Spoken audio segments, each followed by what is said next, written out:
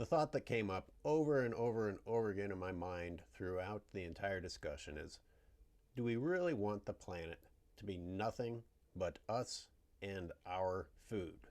Not just our food, but even worse than that, us and our slave animal food. It'd be one thing if it was humans and a bunch of green crops and fruit trees and stuff everywhere. But we're getting rid of everything green and beautiful and great to replace it with livestock. Whether you enjoy meat or not does not have any bearing on the fact that the planet cannot survive. And forget whether or not it can survive, shouldn't have to try to survive, where we have decimated everything that was ever beautiful and great and wonderful and full of biodiversity because of a desire to consume flesh and pursue profits.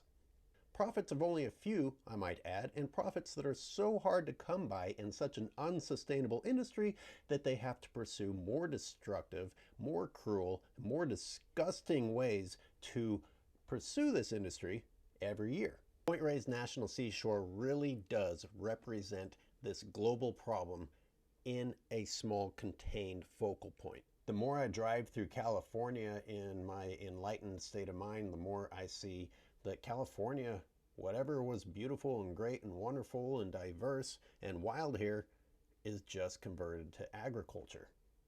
And you can love farming, you can love farmers, you can love the lifestyle, but that does not make it okay for everything to be converted to raising food for us. And just stop this bullshit about trying to feed people. We could have fed the world 8 million times over with just the crops in California if the goal was to solve hunger problems. It's about mass production. It's about profit margins. How can one species, our species, claim to need over 50% of the planet to grow food for ourselves? We're only one species. Can you imagine if just one other species had that attitude? The other 50% is gone. Now the planet is done. Humans got 50%, one other species got the other 50%. Does that help you understand how absurd this notion of gotta raise food is? This entire planet full of millions of species of animals that all want to eat and live managed to do it without claiming land exclusively for their food growing purposes. But making something so ridiculous even more upsetting is the fact that we are doing it in such a horrifically destructive manner because we have this desire to consume very specific things, the flesh of other animals, as if we're some sort of insatiable lion breed. We eat more meat than lions do. We eat more meat than great white sharks do. What do we think we are? California ranks something like 5th in the United States for the number of heads of cattle. And, people who want to focus on economics and being competitive in that market of agriculture praise something like that.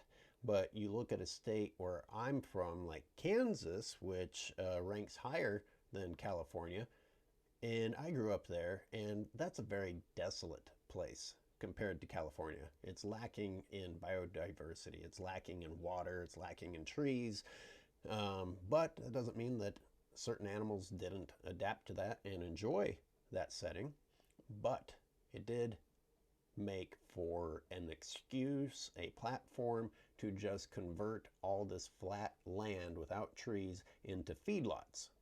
Now, of course, that didn't bother me when I was growing up there because it's all I ever knew. You come to California, and this is like a Garden of Eden by comparison. It's like an Amazon rainforest compared to what we had where I grew up.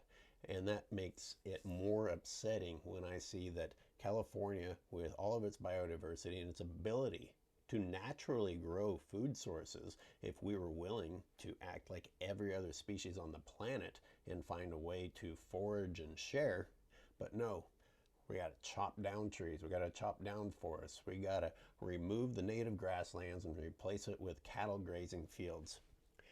Everything beautiful and wonderful about California being converted because of this excuse about the importance of farming. And so here's California burning, burning, burning, burning. And in the meantime, we have the other side, the agenda, pushing that what we need to solve the burning is more animal agriculture, not less. Miyoko said that animal agriculture will be over in 10 years. And I understand that that's supposed to be hopeful, but everything is going to be over in 10 years. Look at the rate that things are changing.